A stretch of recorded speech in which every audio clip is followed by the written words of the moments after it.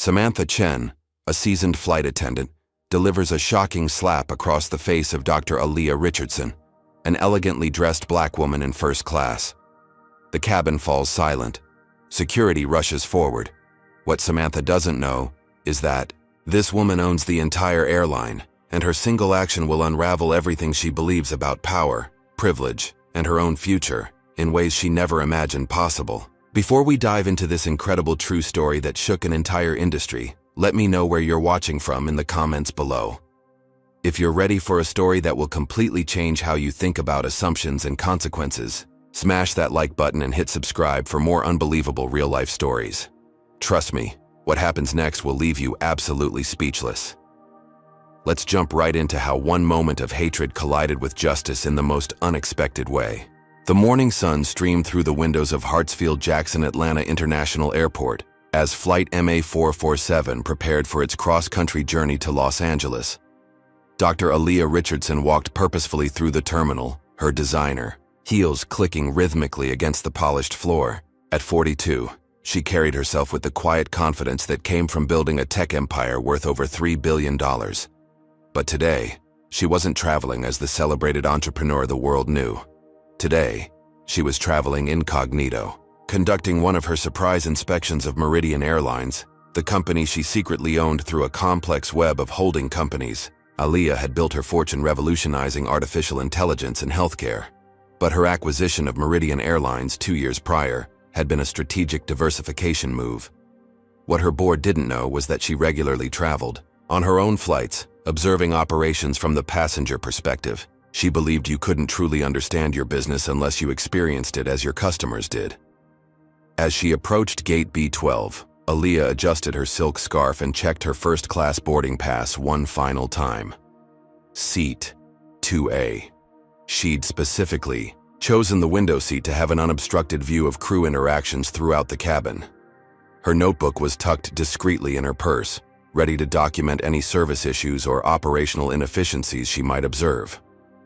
Samantha Chen had been working this route for 15 years, and she prided herself on maintaining order in her cabin. At 38, she'd seen every type of passenger imaginable, and she'd developed what she considered an excellent radar for troublemakers.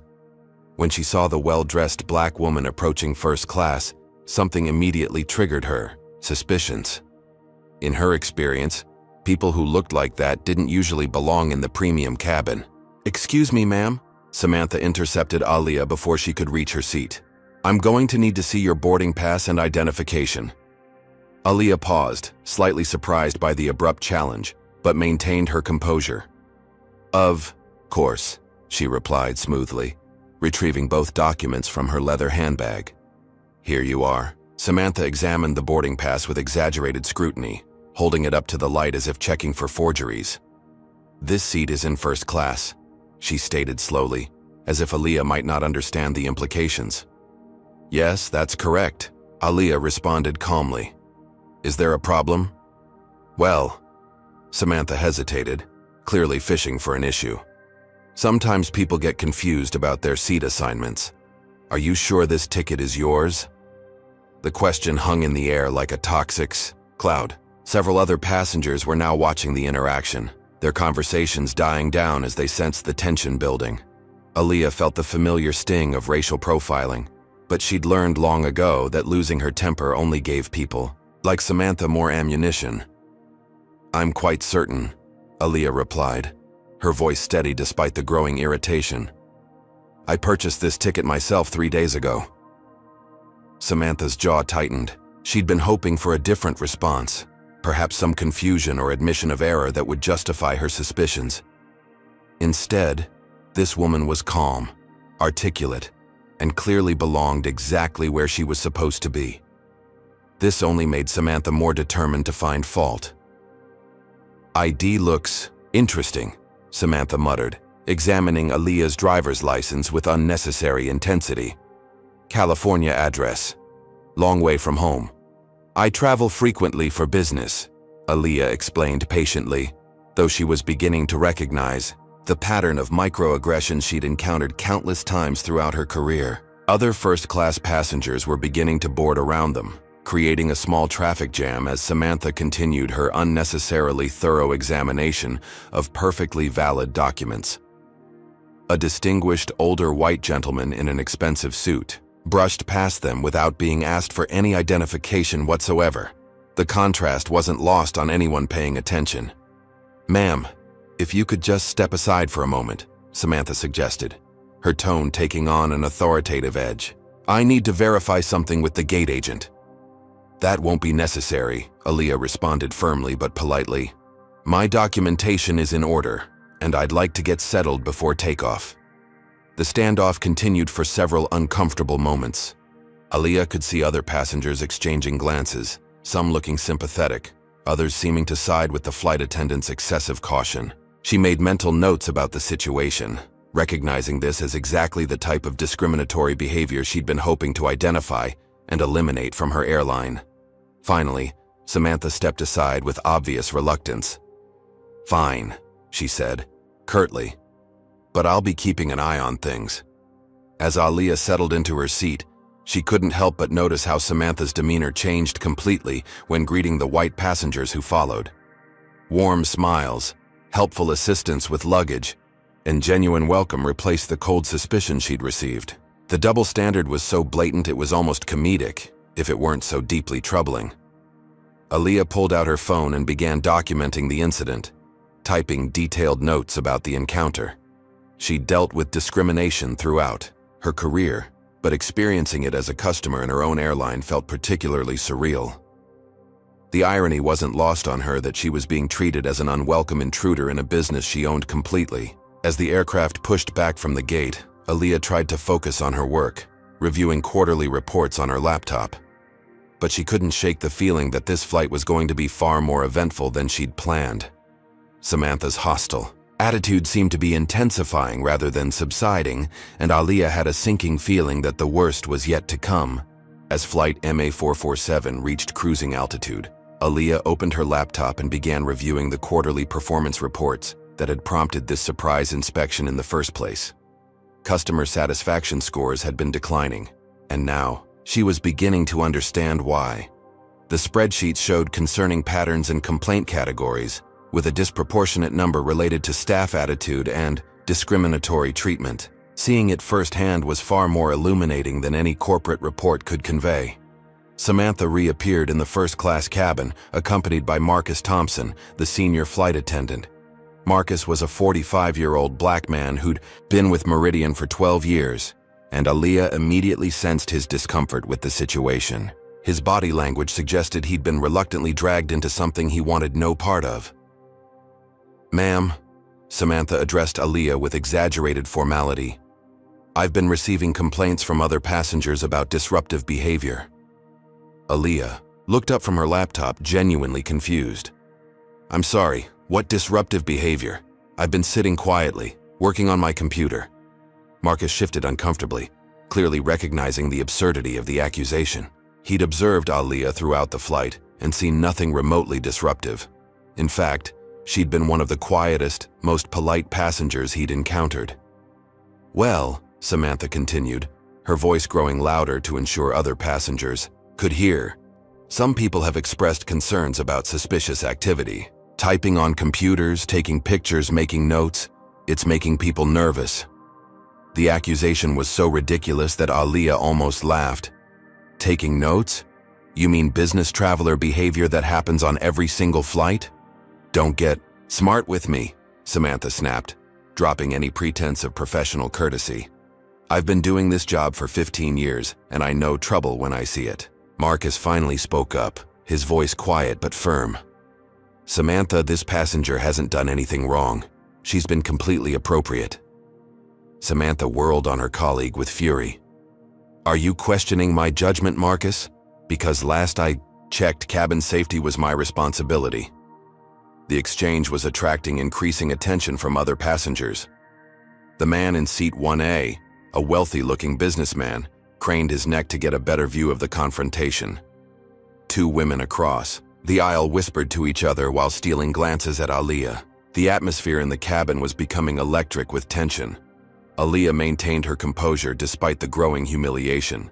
She'd faced down hostile boardrooms, aggressive competitors, and skeptical investors throughout her career.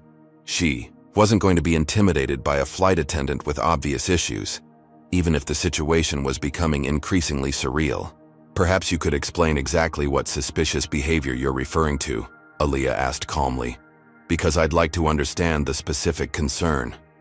"The specific concern," Samantha replied with dripping sarcasm, "is that you don't belong here, and everyone knows it. This is first class, not some bus where you can just do whatever you want." The racial undertones weren't subtle anymore. They were blatant, hanging in the air like smoke. Marcus looked mortified, clearly understanding the legal and professional implications of what was happening. Several passengers were now openly staring, some pulling out phones to record the increasingly hostile encounter. Aaliyah reached into her purse and withdrew another form of identification. "Here's my Meridian Airlines Platinum status card. I'm one of your most frequent customers." Samantha barely glanced at the card. "Anyone can fake these things. I've seen it before. People trying to game the system, upgrade themselves illegally, cause problems for legitimate passengers." "Samantha," Marcus intervened more forcefully, "this is getting out of hand. This passenger has valid documentation and hasn't violated any policies." "Stay out of this, Marcus," Samantha warned, "unless you want to explain to the captain why you're interfering with security protocols." The threat was clear, and Marcus reluctantly stepped back. Aaliyah could see the internal struggle in his eyes. He knew what was happening was wrong, but he also knew that challenging Samantha could cost him his job. The power dynamics at play were complex and troubling. Captain Robert Hayes' voice crackled over the intercom, announcing their descent into Los Angeles airspace. Aaliyah realized with growing concern that the situation was escalating rather than resolving. She'd hoped that Samantha's hostility would eventually burn itself out, but instead it seemed to be feeding on itself, growing stronger with each interaction. "I want you moved to economy class," Samantha declared suddenly. "There are open seats back there where you'll be more comfortable." The demand was outrageous. Aaliyah had paid for first-class service, presented valid documentation, and done absolutely nothing wrong. The request wasn't just discriminatory, it was actively illegal under federal aviation regulations. "I'll be staying in my assigned E-CHO seat," Aaliyah replied firmly. "The seat I paid for, with valid documentation you've already verified." "We'll see about that," Samantha muttered ominously before stalking away toward the front of the cabin. Aaliyah turned to Marcus, who remained nearby, his face a mask of professional concern mixed with personal anguish. "Does this happen often?" she asked quietly. Marcus hesitated, clearly torn between honesty and self-preservation. "More than it should," he finally admitted in a whisper. "I'm sorry about this. It's not right." As Aaliyah returned to her work, she found herself unable to concentrate on the financial reports. Instead, she was mentally cataloging every aspect of this encounter for the inevitable legal proceedings that would follow. She'd built her fortune by being methodical, thorough, and strategic. Those same skills would serve her well in ensuring that what was happening to her never happened to another passenger on her airline. The flight was still 45 minutes from landing, but Aaliyah had a sinking feeling that the worst was yet to come. Samantha's behavior was escalating in a pattern she'd seen before in corporate environments. When someone realizes they've overplayed their hand, they often double down rather than backing away. And in this case, doubling down could lead to consequences that would shock everyone involved. As the aircraft began its initial descent toward Los Angeles, Aaliyah made what would prove to be a fateful decision. She'd been documenting the discriminatory treatment she'd received, and now she felt compelled to take action, not just for herself, but for every passenger who might face similar treatment in the future. She scrolled through her contacts and found the direct number for Meridian Airlines corporate headquarters. Samantha returned to the first-class cabin, her face flushed with anger and determination. She'd spent the last 20 minutes stewing over the situation, convinced that she was dealing with a troublemaker who was trying to embarrass her in front of her colleagues.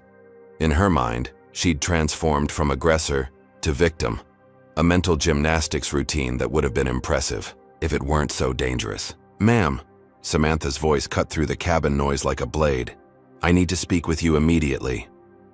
Aaliyah looked up from her phone, where she'd been composing a detailed message to her legal team. "What can I help you with?"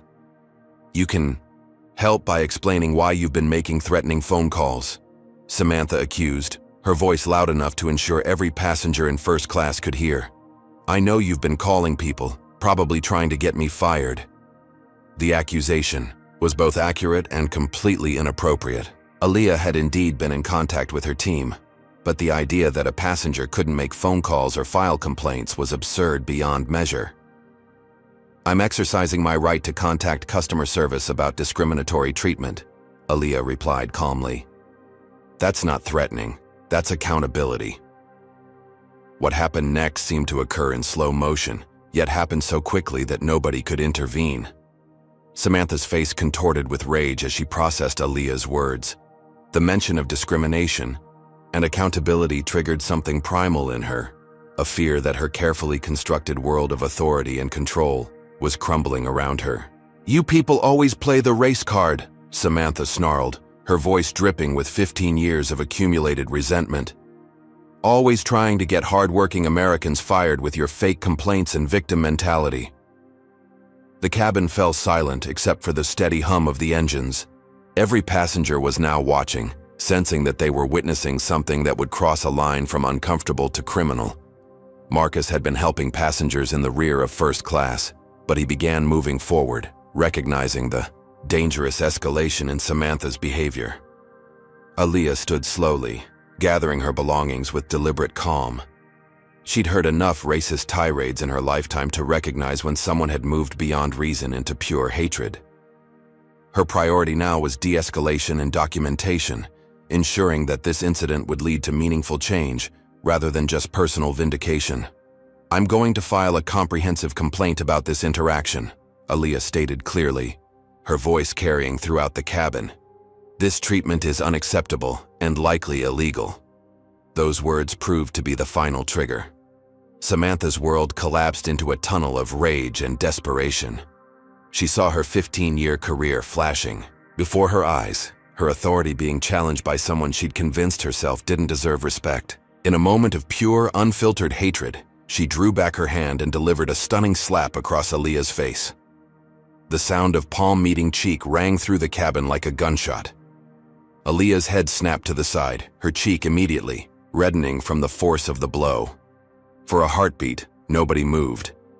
The shock was so complete, so unexpected, that passengers sat frozen in their seats, trying to process what they'd just witnessed. Then chaos erupted. "Oh my God!" gasped the woman in seat 3B, her hands flying to her mouth in horror. "Did she just hit a passenger?"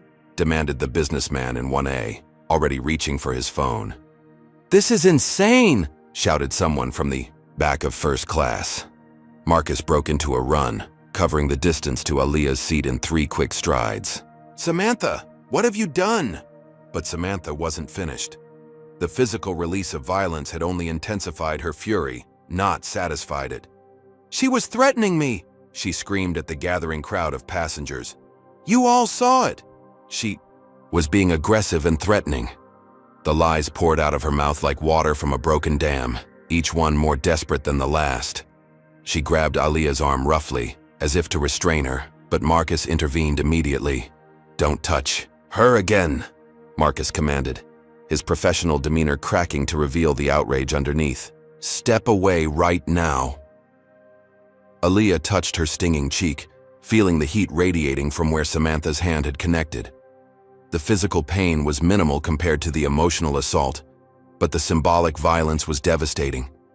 In 42 years of life, including growing up as a black woman in America and fighting her way to the top of the tech industry, she'd never been struck by someone in a position of authority. Captain Hayes's voice crackled over the intercom with urgent authority. "Flight attendants to stations immediately. We have a situation in the cabin." Passengers were pulling out phones, recording the aftermath of the assault, capturing Samantha's continued tirade and Aaliyah's composed response to being attacked. The video footage would later become crucial evidence, but in the moment, It felt like the entire world was watching her humiliation. "Air marshals to first class," Marcus called. Over the cabin intercom, his voice steady despite the chaos.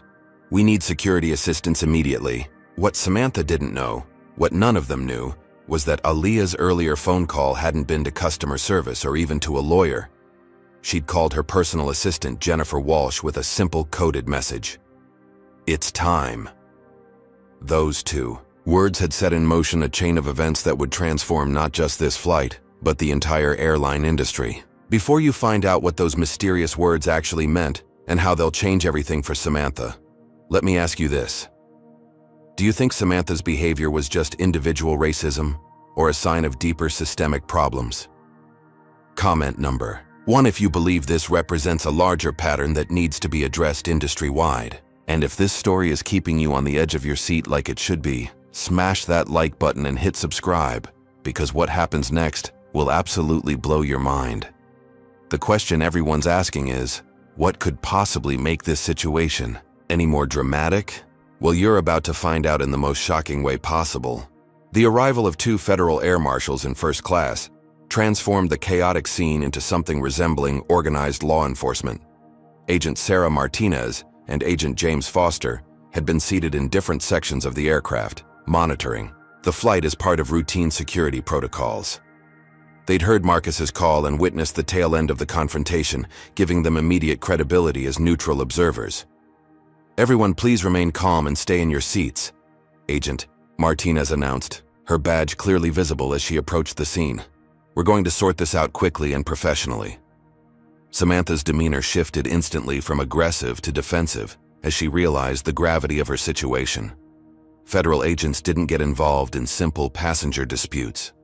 They got involved when federal crimes had been committed, and assaulting a passenger during a commercial flight was definitely a federal crime. "Officers, thank goodness you're here," Samantha began, her voice taking on a pleading tone. "This passenger was being threatening and aggressive. I was defending myself when she attacked me." Agent Foster was already taking notes, his experienced eye noting the physical evidence.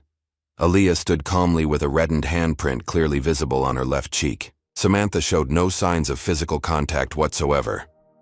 The story she was telling didn't match the evidence in front of them. "Ma'am," Agent Martinez addressed Aaliyah professionally, "can you tell us what happened here?" Aaliyah's response was measured and precise, the result of decades of high-stakes business negotiations where every word mattered.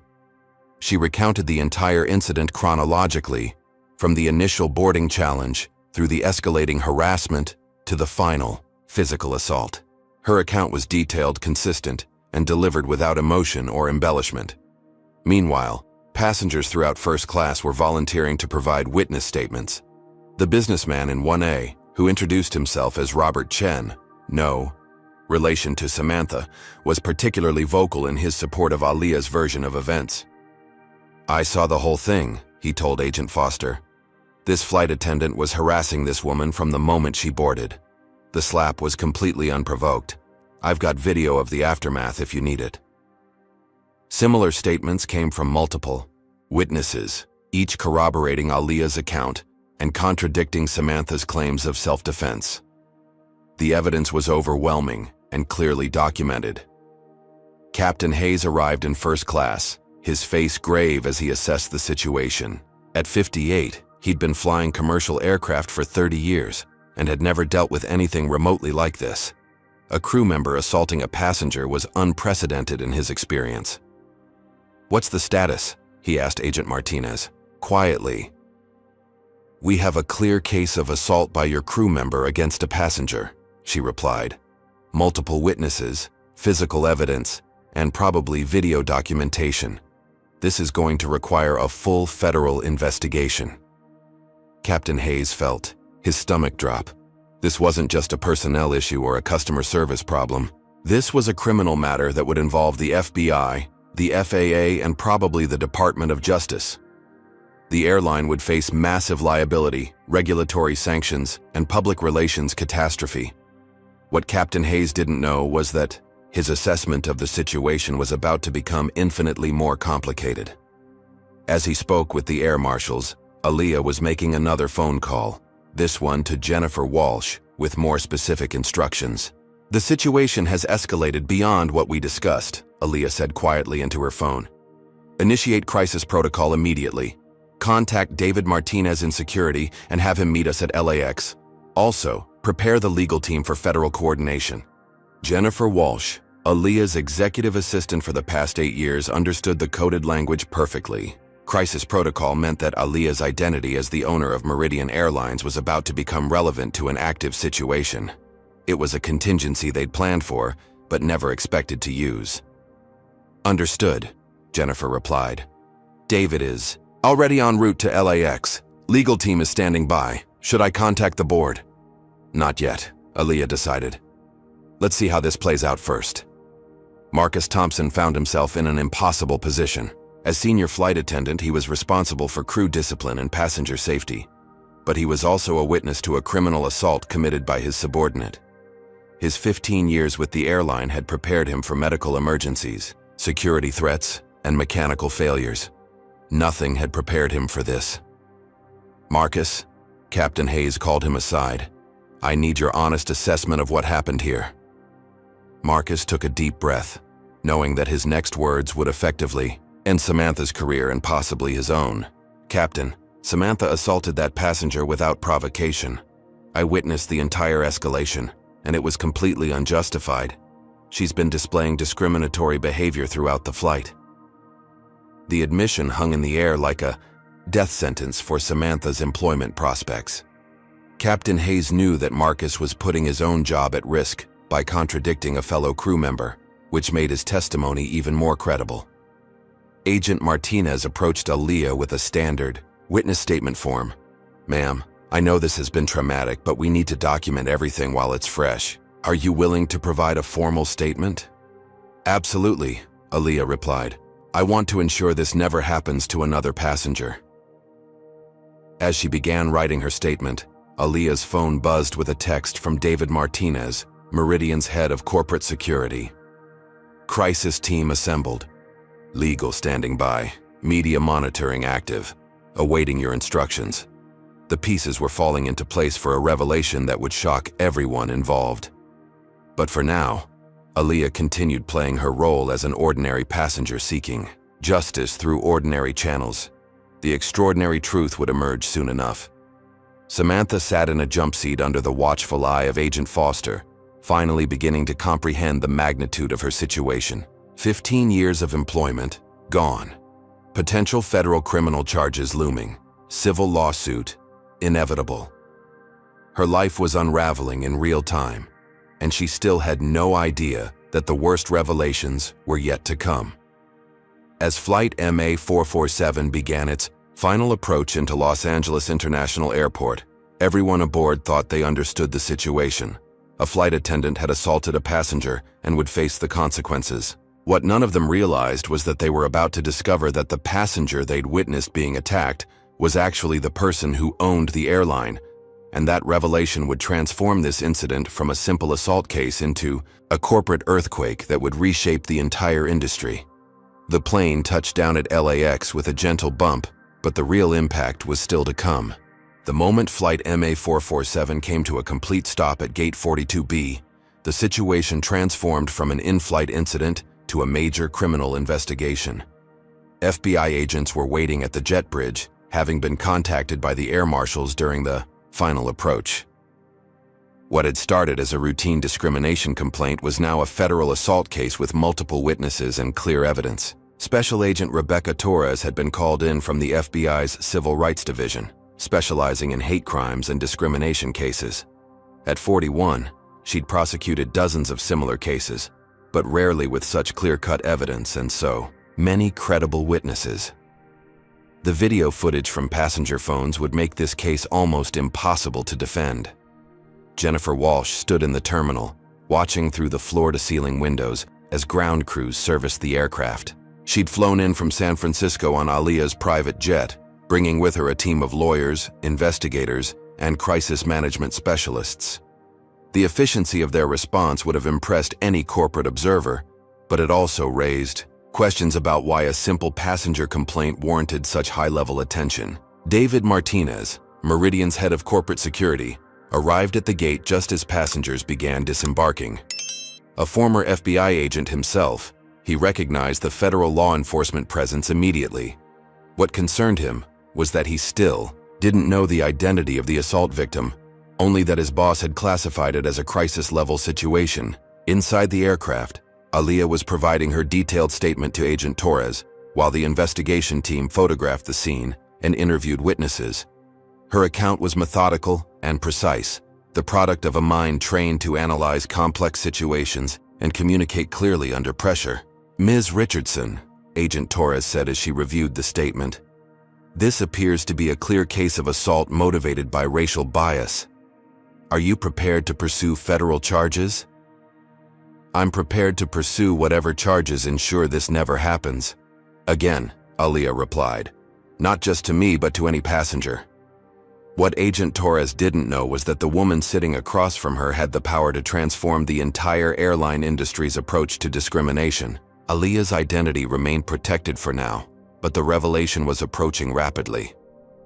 Samantha was escorted off the aircraft in handcuffs, a perp walk that was captured by multiple passenger phones and would soon go viral on social media. Her attorney, hastily contacted by her union representative, was already advising her to remain silent until they could assess the strength of the evidence against her.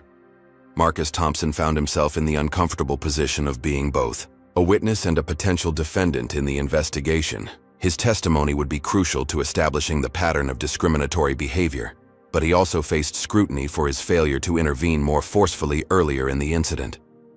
"Officer, I need you to understand something," Marcus told Agent Torres during his interview. "This wasn't an isolated incident. I've seen this pattern before with Samantha. She treats black passengers differently, and management has ignored complaints about it. This revelation transformed the investigation from a simple assault case into a potential pattern and practice civil rights violation.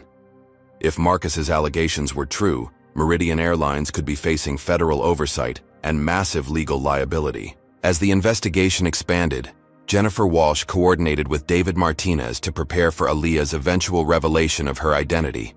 They decided to let the initial investigation proceed normally, gathering evidence of how the airline's own security team would handle a discrimination case involving an unknown passenger. "David," Jennifer said quietly as they watched the FBI agents working, "how long before someone realizes who she is?" "Depends on how thorough their background check is," David replied. "Her ID shows her real name, but it might take them a while to connect it to the airline ownership." The answer came sooner than expected. Agent Torres was running a routine background check on all parties involved when Aaliyah's name triggered multiple alerts in the FBI's database. Not criminal alerts, but security clearance notifications related to her various government contracts through her tech companies. "Ma'am," Agent Torres approached Aaliyah with a puzzled expression, "I need to verify some information. According to our records, you hold multiple federal security clearances. Can you confirm your occupation?" Aaliyah paused, recognizing that the moment of truth was approaching. "I'm the founder and CEO of Richardson Technologies, and I have several other business interests." Agent Torres's eyes widened as she made the connection. Richardson Technologies was one of the largest AI companies in the world, with contracts throughout the federal government. The woman who'd been assaulted by a flight attendant was one of the most successful entrepreneurs in America. "Other business interests," Agent Torres repeated slowly. "Would those include any involvement with airlines?" The question hung in the air as David Martinez approached their conversation area. He'd been monitoring the investigation from a distance, but now it was time to coordinate the revelation that would change everything. "Agent Torres," David said, presenting his credentials. "I'm David Martinez, head of corporate security for Meridian Airlines. I believe you're investigating an incident involving one of our crew members." "Yes, we are," Agent Torres confirmed. "Are you here to provide additional information about the employee in question?" David glanced at Aaliyah, who nodded almost imperceptibly. "I'm here because the victim of this assault is Dr. Aaliyah Richardson, who happens to be the owner of Meridian Airlines." The revelation hit Agent Torres like a physical blow. She'd been investigating an assault on a passenger, but the passenger owned the airline. The legal, regulatory, and public relations implications were staggering. "The owner," Agent Torres repeated, looking between Aaliyah and David. "You own the airline where this happened?" "Through various holding companies, yes," Aaliyah confirmed. "I was traveling incognito to observe operations. I never expected to become the victim of the exact type of discrimination I was trying to identify and eliminate." The irony was devastating and perfect.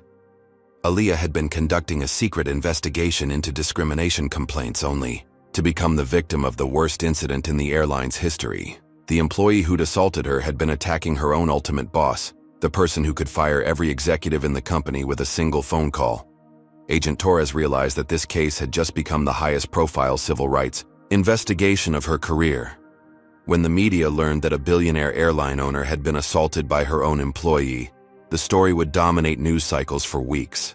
"Dr. Richardson," Agent Torres said carefully, "this revelation significantly changes the scope of our investigation.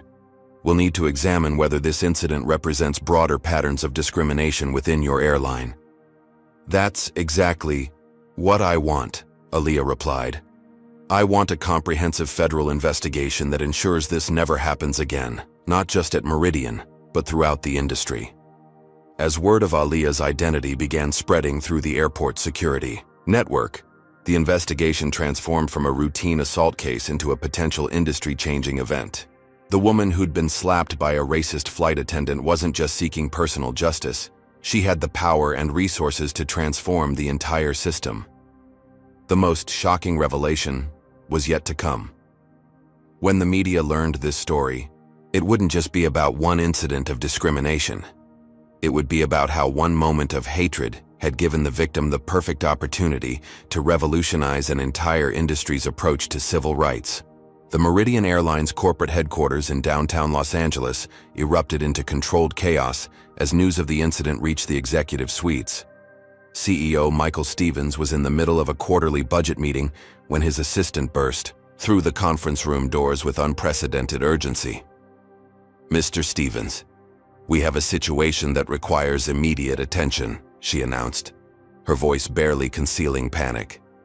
"There's been an incident on flight MA447, and Dr. Richardson wants an emergency board meeting in 1 hour." Michael Stevens felt his blood pressure spike.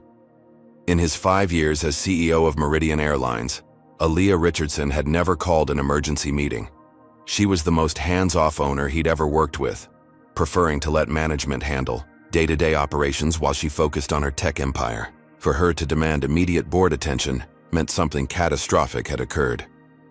"What kind of incident?" Stevens asked, already mentally calculating potential damage scenarios. "I don't have details yet, but it involves a passenger complaint and potential federal investigation," the assistant replied. Dr. Richardson specifically requested that David Martinez brief the board on a critical discrimination incident. Stevens dismissed the budget meeting and called an emergency assembly of Meridian's board of directors. Within 45 minutes, 12 of the most powerful executives in the airline industry were seated around the mahogany conference table in the 42nd floor boardroom, none of them knowing they were about to hear the most shocking revelation of their careers. David Martinez entered the boardroom carrying a thick folder of incident reports and witness statements. His expression was grave as he surveyed the assembled executives, knowing that his next words would trigger the biggest crisis in the airline's history. "Ladies and gentlemen," David began, 2 hours ago on flight MA447 from Atlanta to Los Angeles, one of our flight attendants physically assaulted a first-class passenger. The assault was unprovoked, racially motivated, and witnessed by multiple passengers who recorded the incident. The board members exchanged concerned glances, but this still seemed manageable. Airlines dealt with personnel issues regularly, and even serious ones could usually be contained with proper crisis management. "The employee has been arrested by federal agents and will face criminal charges," David continued. "The passenger is pursuing both criminal and civil action, and the FBI's Civil Rights Division has opened a formal investigation." Chief Financial Officer Patricia Wong raised her hand. "David, while this is certainly serious, why are we having an emergency board meeting? Shouldn't this be handled through normal HR and legal channels?" David paused, knowing that his next words would detonate like a bomb in the room. Because the passenger who was assaulted is Dr. Aaliyah Richardson. The silence that followed was absolute. 12 successful executives sat frozen, their minds struggling to process the implications of what they'd just heard. Their owner, the woman who controlled their careers and the company's future, had been physically attacked by one of their employees. "That's impossible," Stevens finally whispered. "Dr. Richardson doesn't travel on commercial flights. She has private jets." "She was conducting an undercover investigation of customer service complaints," David explained. "She'd been receiving reports of discriminatory treatment and wanted to observe operations firsthand. Instead, she became the victim of the worst incident in our airline's history." Board member James Crawford, head of operations, leaned forward with evident concern. "How bad is the evidence?"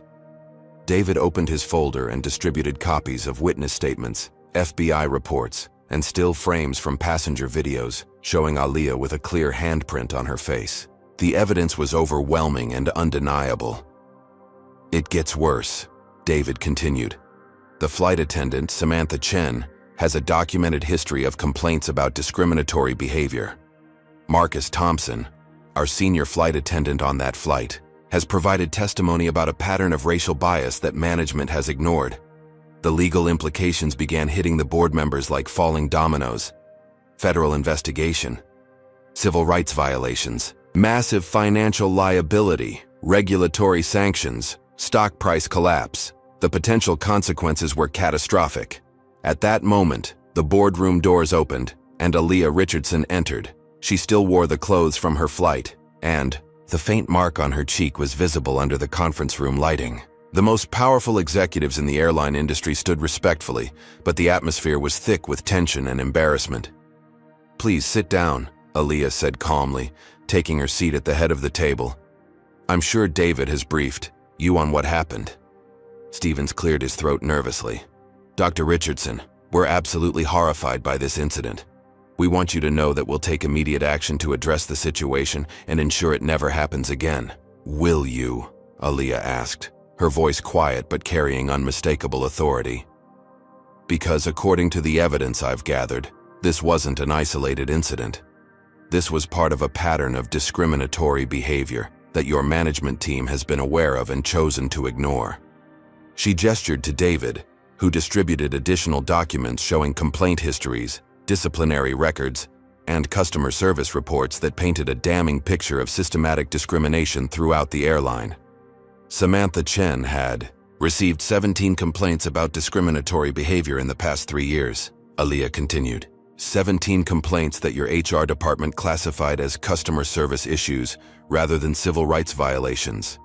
How do you explain that? The board members squirmed uncomfortably, realizing that their negligence had created a massive liability exposure. They'd treated discrimination complaints as minor customer service problems, never recognizing the legal and financial risks they were accumulating. "Furthermore," Aaliyah said, her voice growing stronger, "I've reviewed our company's training materials, hiring practices, and disciplinary procedures. We have been systematically failing to address discrimination, creating a hostile environment for minority passengers and employees alike." The revelations kept coming, each one more damaging than the last. Aaliyah had used her position as owner to access internal documents that revealed widespread problems throughout the organization. The assault she'd suffered wasn't an aberration. It was the inevitable result of a corporate culture that tolerated discrimination. "Dr. Richardson," CFO Patricia Wong asked carefully, "what are you planning to do about this situation?" Aaliyah looked around the table, making eye contact with each board member before responding. "I'm planning to use this incident as an opportunity to completely transform not just our airline, but the entire industry's approach to civil rights and equality." The scope of her vision was breathtaking and terrifying in equal measure. This wasn't going to be a quiet settlement and policy adjustment. This was going to be a public reckoning that would reshape aviation industry standards. "Tomorrow morning," Aaliyah announced, "I'm holding a press conference to discuss this incident and announce comprehensive reforms to our operations. I'm also establishing a $50 million fund to support discrimination victims and civil rights organizations. The financial commitment alone was staggering, but the public relations implications were even more significant. When the story broke that an airline owner had been assaulted by her own employee, it would become international news and force industry-wide examination of discrimination practices. Stevens realized that his job, and the jobs of everyone in the room, were hanging by a thread. Dr. Richardson, how can we best support your vision for moving forward? By recognizing that this incident has given us an unprecedented opportunity, Aaliyah replied. We can lead the industry in creating truly equitable treatment for all passengers and employees, or we can be forced to change by federal intervention and public pressure. The choice is yours. The message was clear.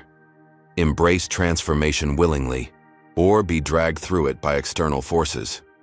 For the executives around the table, it was an easy choice to make, even if implementing it would be the challenge of their careers. As the meeting concluded, everyone in the room understood that they were witnessing a pivotal moment in aviation history. The slap that Samantha Chen had delivered in anger was about to become the catalyst for the most comprehensive civil rights reforms the airline industry had ever seen.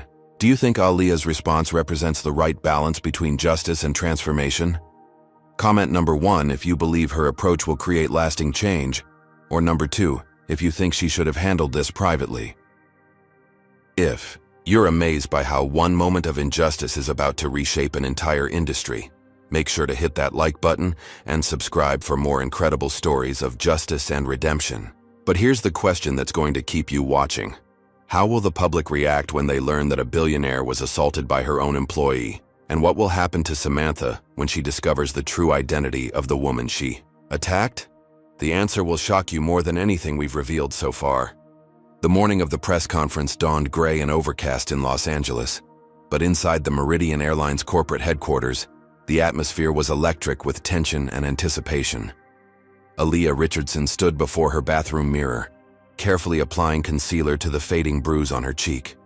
She could have let it show, using the visible evidence of assault for maximum impact, but she preferred to let her words carry the weight of the message rather than relying on sympathy. At 8 a.m., exactly 12 hours after the incident, news of the assault began breaking across social media platforms. Passenger videos from Flight MA447 had gone viral overnight, showing the aftermath of Samantha's attack and Aaliyah's composed response to being struck. The hashtag Meridian Assault was trending worldwide, but the public still didn't know the most shocking part of the story. Samantha Chen woke up in a Los Angeles County jail cell, having spent the night in custody after being denied bail due to the federal nature of the charges. Her court-appointed attorney had tried to explain the severity of her situation, but she remained convinced that she was the victim of an elaborate setup. It wasn't until she saw the morning news that the true magnitude of her situation began to dawn on her. Breaking news this morning, announced CNN anchor Anderson Cooper. Federal authorities have arrested a Meridian Airlines flight attendant for assaulting a passenger during a cross-country flight. Multiple witnesses recorded the incident, which appears to have been racially motivated. We're joined now by our aviation correspondent, who has been following this developing story. The coverage was extensive, but incomplete. News outlets had the assault story, the arrest, and the passenger videos, but they didn't yet know that the victim owned the airline. That revelation was scheduled for the 10 a.m. press conference, and it would transform a significant news story into a global media sensation. Inside Meridian's Crisis Management Center, a team of 20 communications specialists monitored social media, traditional news outlets, and stock market reactions in real time. The company's stock price had already dropped 8% in pre-market trading based solely on the assault story. When Aaliyah's identity became public, the financial impact would be catastrophic. Dr. Richardson, Jennifer Walsh approached with the latest media monitoring report. We're seeing massive public support for you personally, but growing calls for boycotts of Meridian Airlines. The public perception is that this represents systemic problems with the company culture. They're right, Aaliyah replied simply. This does represent systemic problems. That's exactly why we're having this press conference. At 9:30 a.m., Aaliyah's legal team received a frantic call from Samantha's attorney. requesting an immediate meeting to discuss settlement options. The lawyer had finally connected the dots between his client's victim and the airline ownership, realizing that Samantha had committed the most career-destroying assault in aviation history. Ms. Chen is prepared to issue a full public apology and submit to whatever sensitivity training you require, the attorney pleaded during the hastily arranged phone conference. She recognizes that her behavior was completely inappropriate and wants to make amends. Aaliyah listened to the settlement offer with detached interest. Please tell Ms. Chen that her apology is noted, but this incident has moved far beyond personal grievances. This is now about transforming an entire industry. The rejection of a private settlement sent shockwaves through Samantha's legal team. They'd assumed that any reasonable person would prefer a quiet resolution to a public legal battle. They hadn't anticipated dealing with someone who saw this incident as an opportunity to create systematic change rather than simply seeking personal vindication. At exactly 10 a.m., Aaliyah walked into the packed press conference room at Meridian's headquarters. 200 journalists, camera crews, and aviation industry representatives filled every available seat, with overflow crowds watching via live stream. The energy in the room was palpable as reporters sensed they were about to witness something extraordinary. "Good morning," Aaliyah began, her voice carrying clearly through the room's sound system. "Yesterday, I was physically assaulted by a Meridian Airlines employee while traveling as a passenger in first class. The assault was unprovoked, racially motivated, and witnessed by dozens of passengers who recorded the incident." The room buzzed with anticipation, but the biggest revelation was still coming. "What makes this incident particularly significant," Aaliyah continued, "is that I am the owner of Meridian Airlines. The employee who attacked me was, in effect, assaulting her ultimate boss while providing exactly the type of discriminatory service I'd been investigating." The reaction was immediate and explosive. Reporters shouted questions, camera flashes erupted like lightning, and the noise level in the room became deafening. The story had just transformed from a serious incident into the most shocking corporate scandal of the year. "Furthermore," Aaliyah said, raising her voice to be heard over the commotion, "our investigation has revealed that this was not an isolated incident, but part of a pattern of discriminatory behavior that our management team failed to address adequately." She spent the next 45 minutes detailing the evidence of systematic discrimination, announcing comprehensive policy reforms, and explaining her $50 million commitment to civil rights organizations. The presentation was methodical, devastating, and completely transparent about the airline's failures. When the press conference ended, the global reaction was swift and overwhelming. Social media exploded with support for Aaliyah's courage in going public rather than settling quietly. Civil rights organizations praised her commitment to systematic change rather than personal compensation. Aviation industry executives began emergency meetings to review their own discrimination policies, terrified of facing similar scrutiny. But the most dramatic reaction came from Samantha Chen herself. Watching the press conference from her jail cell, she finally understood the true scope of what she had done. She hadn't just assaulted a passenger. She had attacked one of the most powerful women in America while providing exactly the type of service that would destroy her company's reputation. The irony was perfect and devastating. In trying to put a black woman in her place, Samantha had instead elevated her to a position of moral authority that would transform an entire industry. The slap that was meant to humiliate had instead become the catalyst for the most comprehensive civil rights reforms in aviation history. As news of the press conference spread around the world, one thing became clear. Aaliyah Richardson had taken the worst day of her professional life and transformed it into an opportunity to create lasting change for millions of travelers. The flight attendant who thought she was teaching a lesson about power had instead provided the perfect demonstration of what real power looked like when used for justice.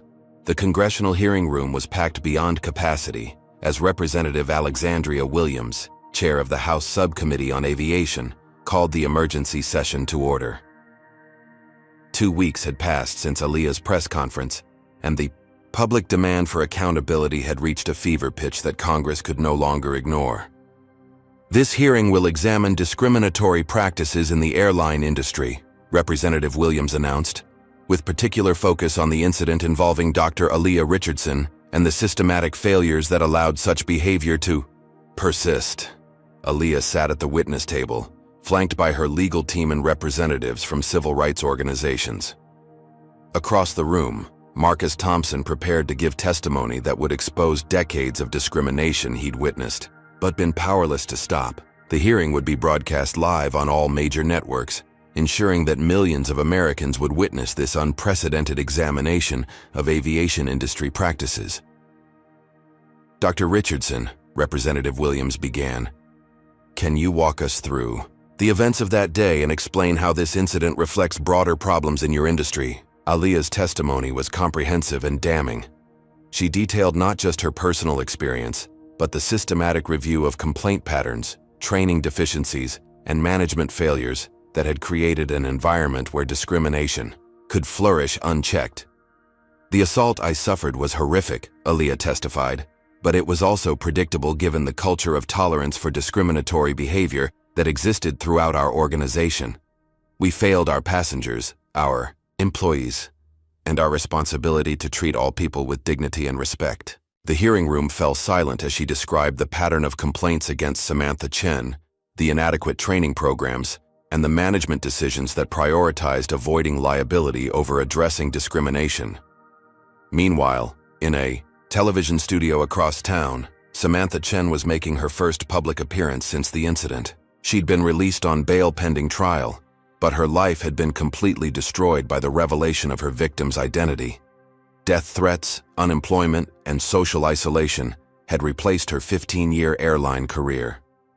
"I want to apologize to Dr. Richardson and to everyone who was hurt by my actions," Samantha said during the interview with a local news station. "I was wrong, and I take full responsibility for what happened." But her apology was immediately undercut by her attempt to justify her behavior. "I want people to understand that I was under a lot of stress that day, and I felt threatened by her aggressive behavior. Sometimes people don't understand that flight attendants have to maintain order and safety." The interviewer pressed her on the racial aspects of the incident. "Multiple witnesses said you made racially charged comments. Do you acknowledge that race played a role in your actions?" Samantha's response revealed the depth of her denial. "I treat all passengers the same way. I don't see color. If she hadn't been so confrontational and threatening, none of this would have happened." The interview was a disaster for any remaining sympathy Samantha might have received.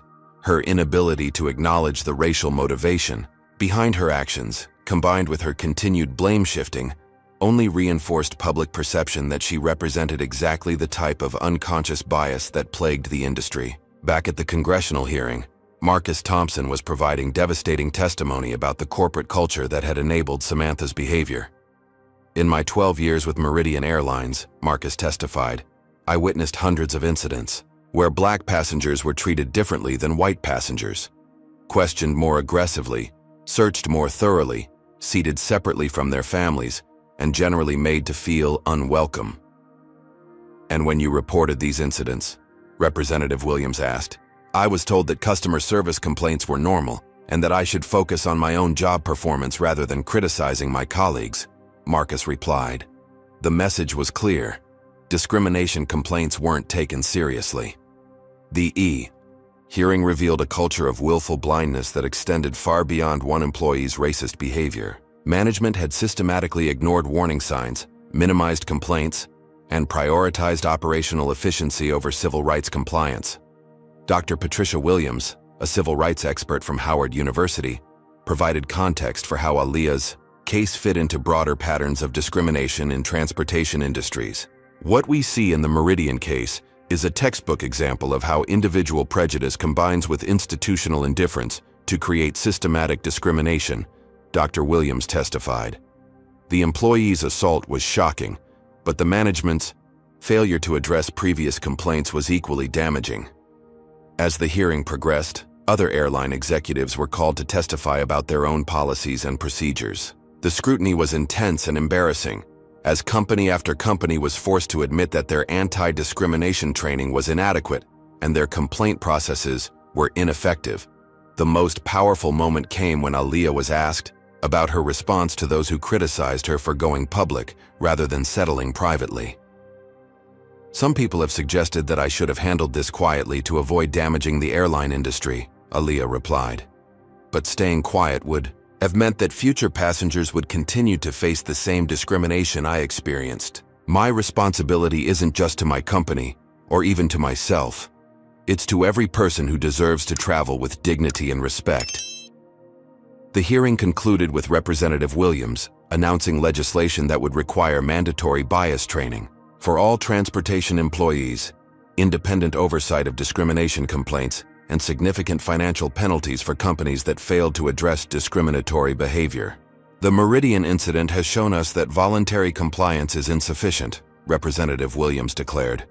We need legal requirements and meaningful enforcement to ensure that what happened to Dr. Richardson never happens to anyone else. As the hearing ended, public opinion polls showed overwhelming support for Aaliyah's approach and widespread demand for industry-wide reforms. The congressional testimony had transformed her from a victim seeking justice into a leader driving systematic change. Samantha Chen, watching the hearing from her apartment, finally began to understand the magnitude of what she had set in motion. Her moment of rage had triggered a national conversation about discrimination, led to federal legislation, and positioned her victim as a civil rights hero. The irony was complete. By trying to humiliate a black woman, she had instead elevated her to a position of moral authority that would benefit millions of people. The flight attendant who thought she was enforcing social hierarchy had instead become the catalyst for destroying it. And the passenger she tried to put in her place was now using that platform to ensure that no one would ever face such treatment again. 5 years after the incident that shook the aviation industry, Dr. Aaliyah Richardson stood before the graduating class of the newly established Meridian Aviation Civil Rights Institute. The state-of-the-art facility, built with funds from her Discrimination Victims Foundation, had become the premier training center for airline employees worldwide. When I was struck by that flight attendant 5 years ago, Aaliyah addressed the diverse group of trainees. I had a choice. I could have settled quietly, taken my compensation, and moved on with my life. Instead, I chose to use that moment of hatred as a catalyst for transformation. The graduates before her represented the success of that transformation. The Institute had trained over 10,000 airline employees in unconscious bias recognition, de-escalation techniques, and cultural sensitivity. Airlines across the globe now sent their staff to Meridian for certification, making it the gold standard for equality training in transportation. Marcus Thompson, now the Institute's director, watched proudly from the front row. His decision to testify honestly about Samantha's behavior had cost him his original career, but given him a new purpose. Under his leadership, the Institute had expanded beyond aviation to serve bus companies, cruise lines, and other transportation providers. The ripple effects of speaking truth to power, Marcus often told his trainees, extend far beyond the immediate situation. My testimony helped create this institution, which has now touched hundreds of thousands of lives. The legal consequences for Samantha Chen had been severe, but not vindictive. She'd been sentenced to 2 years in federal prison for civil rights violations, followed by 3 years of community service working with diversity training programs. The experience had been genuinely transformative, forcing her to confront the unconscious biases that had driven her behavior. Now working as a counselor for the Reformed Bias Project, a program that helped former perpetrators of discrimination understand and change their behavior, Samantha had become an unlikely voice for redemption and personal growth. I was raised in an environment where certain assumptions about race and class were never questioned, Samantha explained to groups of airline employees during mandatory sensitivity training sessions. I thought I wasn't racist because I didn't use slurs or join hate groups. But I carried unconscious biases that led me to treat people differently based on their race, and those biases eventually erupted into violence. Her presentations were powerful precisely because she didn't minimize her actions or claim to be a victim herself. She accepted full responsibility for the assault while helping others recognize similar patterns in their own thinking. The financial impact on Meridian Airlines had been severe initially, with stock prices dropping 30% in the immediate aftermath of the scandal. However, Aaliyah's commitment to transparency and reform had eventually restored public confidence. The airline was now recognized as the industry leader in customer service and equality, with customer satisfaction scores that consistently ranked highest in the nation. The federal legislation triggered by Aaliyah's congressional testimony had transformed the entire transportation industry. The Civil Rights in Transportation Act required annual bias training for all employees, independent oversight of discrimination complaints, and significant financial penalties for companies that failed to address discriminatory behavior. More importantly, the law established a private right of action that allowed victims to sue not just individual employees, but the companies that failed to prevent discrimination. This provision had led to over 200 successful lawsuits in the past 5 years, creating powerful financial incentives for airlines to address bias proactively rather than reactively. Dr. Patricia Williams, who had testified at the original congressional hearing, was now conducting a comprehensive study of discrimination in transportation. Her preliminary findings showed a 70% reduction in discrimination complaints across all airlines since the implementation of the new federal requirements. The Meridian incident created a watershed moment, Dr. Williams explained in her interim report. It demonstrated that discrimination wasn't just morally wrong but financially catastrophic for companies that tolerated it. International airlines had also adopted similar standards, with the International Air Transport Association implementing global guidelines based on the reforms pioneered at Meridian. The incident that had started with one flight attendant's racist assumptions had literally changed how airlines operated worldwide. As Aaliyah concluded her speech to the graduating trainees, she reflected on the unexpected journey that had brought her to this moment. "I never wanted to become a civil rights advocate," she admitted. "I was content running my tech companies and quietly owning an airline. But sometimes life gives you experiences that demand more from you than you planned to give." The transformation hadn't been limited to the aviation industry. Aaliyah's approach to addressing discrimination through transparency, accountability, and systematic reform had been adopted by companies in healthcare, hospitality, and retail. Her memoir, Turbulence: How One Moment Changed Everything, had become required reading in business schools nationwide. The book's final chapter focused on forgiveness and redemption, acknowledging that while Samantha's actions had been inexcusable, her genuine efforts at reform and education had contributed to preventing similar incidents. "Transformation requires accountability," Aaliyah wrote, "but it also requires the possibility of redemption for those willing to do the hard work of changing themselves." As the graduation ceremony concluded, Aaliyah was approached by a young Black woman who introduced herself as Captain Jennifer Hayes, the youngest pilot in Meridian's fleet. "Dr. Richardson," Captain Hayes said, "I wanted to thank you personally. Because of what you did 5 years ago, I've never experienced discrimination during my career with Meridian. Your courage to speak out created a workplace where I can focus on flying rather than fighting for respect." These individual stories multiplied across the industry, representing the true measure of Aaliyah's success. Thousands of employees and millions of passengers now traveled in an environment where discrimination was not tolerated, where complaints were taken seriously, and where equality was more than just a slogan in a corporate manual.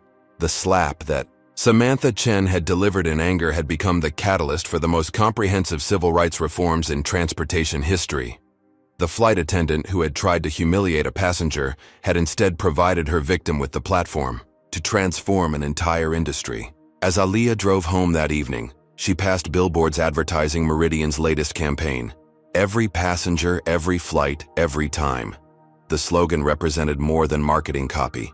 It embodied a commitment to equality that had been forged in a moment of crisis and sustained through years of determined effort.